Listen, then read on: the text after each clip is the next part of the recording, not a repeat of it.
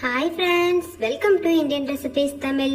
நம்ம இன்னைக்கு நல்ல ஸ்பாஞ்சியான சூப்பர் சாஃப்டான கேக் ரெசிபி தான் பார்க்க போகிறோம்.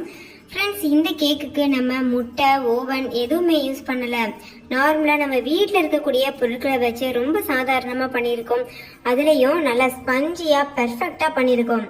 இந்த ஒரு வீடியோ நீங்கள் பார்த்தீங்கனாலே போதும், உங்களுக்கு எப்போ கேக் செய்யணும்னு தோணினாலும் நீங்கள் சட்டுன்னு கேக் செய்யலாம், டவுட்டே வராது. அந்த அளவுக்கு உங்களுடைய டவுட் எல்லாத்தையும் கிளியர் பண்ணுற அளவுக்கு நல்ல கிளியரான எக்ஸ்பிளனேஷனோட இந்த வீடியோ நான் உங்களுக்காக கொண்டு வந்திருக்கேன். நீங்களே பாருங்க ஃப்ரெண்ட்ஸ், எவ்வளோ சாஃப்டாக ஸ்பஞ்சியாக இருக்குல்ல. இதை நீங்கள் பர்த்டே கேக்காக கூட ட்ரை பண்ணலாம். இந்த லாக்டவுன் சமயத்தில் நம்மளுக்கு விருப்பமானவர்களுக்கு பர்த்டே வந்துச்சுன்னா நம்மளால கேக் கூட போய் வாங்க முடியாது. ஸோ அந்த மாதிரி சமயத்தில் வீட்டில் இருக்கக்கூடிய பொருட்களை வச்சு சட்டுன்னு கேக் ப்ரிப்பேர் பண்ணி நீங்கள் கட் பண்ணலாம். ஸோ கண்டிப்பாக இந்த ரெசிபி நீங்கள் ட்ரை பண்ணி பாருங்கள். இந்த ரெசிபி உங்களுக்கு ரொம்ப யூஸ்ஃபுல்லாகவும் இருக்கும். இப்போ வாங்க ஃப்ரெண்ட்ஸ், வீடியோக்குள்ளே போய் இந்த ரெசிபி எப்படி செய்கிறது. அதில் ஒரு கப் அளவு பொடிச்ச சர்க்கரை சேர்த்துக்கோங்க. ஃப்ரெண்ட்ஸ், நீங்கள் வெள்ளை சர்க்கரை தான் சேர்க்கணும். இதுக்கு நாட்டு சர்க்கரை சேர்க்கலாமான்னு கேட்டிங்கன்னா கண்டிப்பாக கூடாது. அதுக்கு வேறு ரெசிபி இருக்குது, நான் அதுவும் அப்லோட் பண்ணுறேன். வெள்ளை சர்க்கரையை பொடிச்சிட்டு நீங்கள் அளந்தீங்கன்னா ஒரு கப் அளவு எடுத்துக்கிறணும். பொடிக்கிறதுக்கு முன்னாடி அளந்தீங்கன்னா அரை கப் அளவு எடுத்துக்கிறணும். அதாவது அரை கப் அளவு சர்க்கரையை எடுத்து மிக்சி ஜாரில் போட்டு பொடிச்சிங்கன்னா உங்களுக்கு ஒரு கப் அளவு சுகர் பவுடர் கிடைக்கும். நான் அதுதான் சேர்த்துருக்கேன். நீங்கள் நார்மலாக அரைக்காமையும் சேர்க்கலாம், அரைச்சிட்டும் சேர்க்கலாம். நான் அரைச்சிட்டு சேர்த்துருக்கேன். இப்போ இது கூட நம்ம ஆயில் சேர்க்க போகிறோம். ஃப்ளேவர் இல்லாத நார்மலான ஆயில் சேர்க்கணும். எனக்கு தேங்காய் எண்ணெய் வாசனை பிடிக்கும்ன்றனால நான் தேங்காய் எண்ணெய் ஒரு 1/4 கப் சேர்த்துருக்கேன்.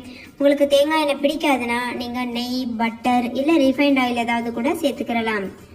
இது கூடவே அரை கப் அளவு கெட்டியான தயிர் சேர்த்துக்கோங்க. ஃப்ரெண்ட்ஸ், புளிக்காத கெட்டியான தயிர் சேர்த்துக்கோங்க. ஒருவேளை நீங்கள் நான் வெஜிடேரியனாக இருந்தால் உங்களுக்கு தயிர் சேர்க்க விருப்பம் இல்லை, முட்டை சேர்க்கணும்னு ஆசையாக இருக்குன்னா 2 முட்டை அளவு சேர்த்துக்கோங்க. அரை கப் தயிருக்கு பதிலாக 2 முட்டை அப்படின்றது கரெக்டான ரேஷியோ. ஸோ இது போல் நல்லா மிக்ஸ் பண்ணிக்கோங்க. ஒரு விஸ்கு வச்சு நல்லா மிக்ஸ் பண்ணிக்கோங்க. அப்படி உங்ககிட்ட விஸ்கு இல்லைன்னு நினச்சிங்கன்னா நீங்கள் மிக்சி ஜாரில் நான் சொன்ன ஐட்டம் எல்லாத்தையுமே போட்டுட்டு நல்லா ஒரு 2 நிமிஷத்துக்கு அரைச்சிக்கோங்க. அப்போ உங்களுக்கு பெர்ஃபெக்டாக கிடைக்கும். எந்த அளவுக்கு நீங்கள் பீட் பண்ணுறீங்களோ இந்த டைமில் விஸ்கு வச்சு, அந்த அளவுக்கு உங்களுடைய கேக்கு நல்லா சாஃப்டாக ஃப்ளஃபியாக வரும். அவ்வளோதான் ஃப்ரெண்ட்ஸ். இதை நல்லா நான் ஒரு 5 நிமிஷத்துக்கு நல்லாவே பீட் பண்ணிட்டேன். இப்போ பாருங்கள், இது கூட நான் வெனிலா எசன்ஸ் சேர்க்குறேன். ஒரு 1/4 டீஸ்பூன் அளவுக்கு வெனிலா எசன்ஸ் சேர்த்துக்கோங்க. உங்களுக்கு வெனிலா எசன்ஸ் பிடிக்கிறேன்னா நீங்கள் வெனிலா எக்ஸ்ட்ராக்ட் சேர்க்கலாம், இல்லை வேறு ஏதாவது எசன்ஸ் கூட சேர்த்துக்கிறலாம்.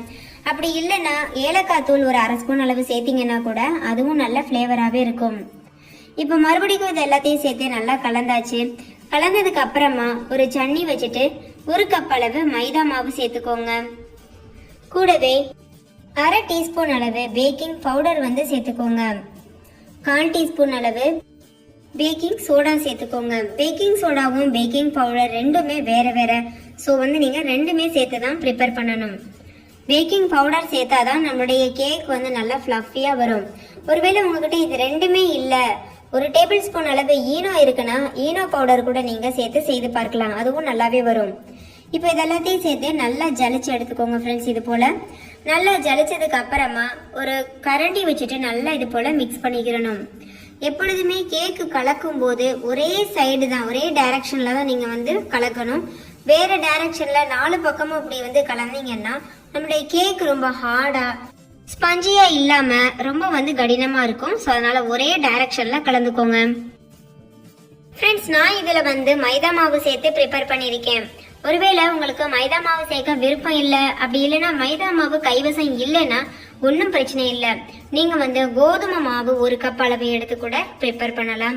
அப்படி இல்லைன்னா நீங்கள் உங்கள் வீட்டில் ரவை இருந்ததுன்னா அது 3/4 கப் அளவு எடுத்து கூட ப்ரிப்பேர் பண்ணலாம். ஸோ ரவை இல்லை கோதுமை மாவு நீங்கள் மைதா மாவுக்கு பதிலாக யூஸ் பண்ணிக்கலாம். இப்போ பாருங்கள் ஃப்ரெண்ட்ஸ், இது பெர்ஃபெக்டான கன்சிஸ்டன்சி. இப்படித்தான் நம்மளுடைய கேக் பேட்டர் இருக்கணும். அடுத்தது கேக் ட்ரே நம்ம ரெடி பண்ணணும். கேக் ட்ரே இல்லை அப்படின்னா நீங்கள் டிஃபன் பாக்ஸ் இல்லை அலுமினியம் கிண்ணம் இது ஏதாவது கூட எடுத்துக்கிறலாம். நான் இன்னைக்கு கேக் ட்ரேல ப்ரிப்பேர் பண்ணி காமிக்கிறேன்.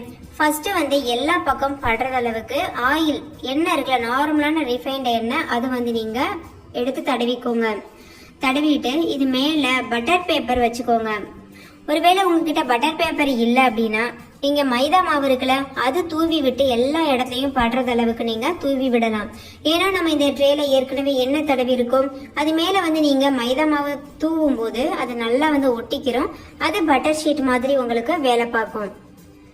இப்போ கேக் ட்ரே வந்து நல்லா வந்து தயாராயிருச்சு.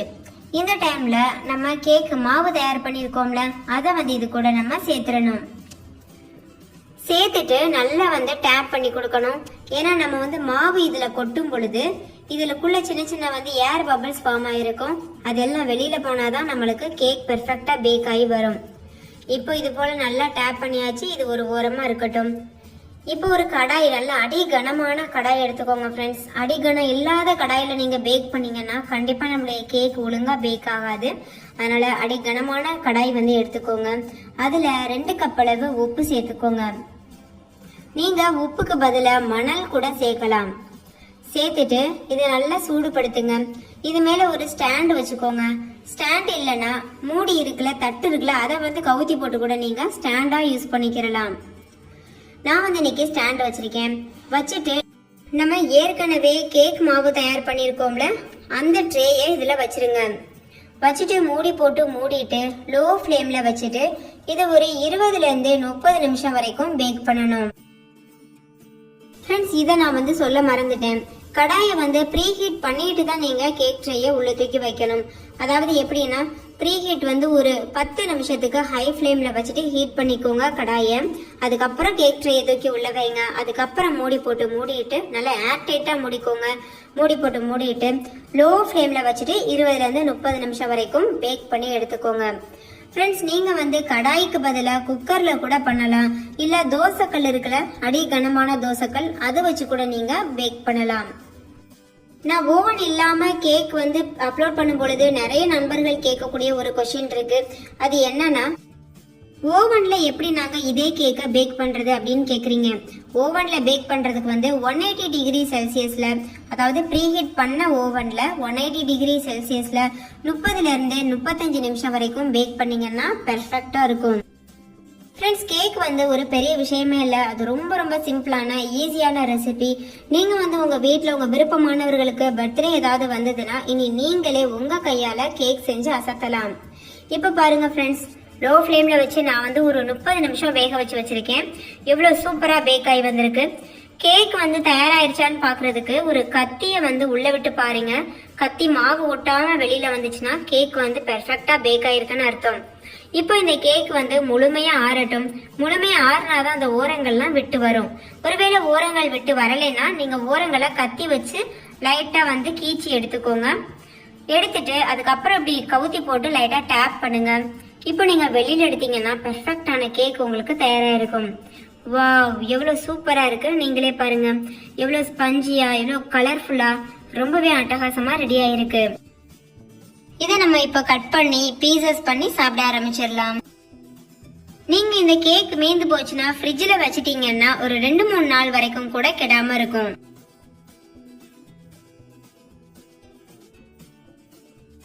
அவ்வளவுதான் ஃப்ரெண்ட்ஸ், நம்மளுடைய சாஃப்டான ஸ்பஞ்சியான கேக் தயாராயிருச்சு. நீங்களும் கண்டிப்பா இன்னைக்கே ட்ரை பண்ணி பாருங்க. ட்ரை பண்ணிட்டு உங்களோட எக்ஸ்பீரியன்ஸை கமெண்ட்ல கூட ஷேர் பண்ண மறந்துடாதீங்க.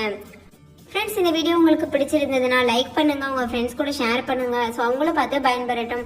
இனி உங்களுக்கு கேக் செய்யும் போது எந்த டவுட்டும் இல்லாம ரொம்ப ஈஸியா செய்வீங்கன்னு நான் நம்புறேன். ஸோ ஃப்ரெண்ட்ஸ், ட்ரை பண்ணிட்டு எக்ஸ்பீரியன்ஸ் ஷேர் பண்ணுங்க. இன்னொரு சூப்பரான அருமையான ரெசிபியோட நான் உங்களை சந்திக்கிறேன். அதுக்கு முன்னாடி நம்ம சேனல் இந்தியன் ரெசிபிஸ் தமிழை சப்ஸ்கிரைப் செய்யாத நண்பர்கள் இந்த வீடியோவுக்கு கீழே இருக்க ரெட் கலர் சப்ஸ்கிரைப் பட்டனை கிளிக் பண்ணி சப்ஸ்கிரைப் பண்ணுங்க. பக்கத்தில் இருக்க பெல் சிம்பலையும் கிளிக் பண்ணுங்க. தேங்க்யூ, பாய்.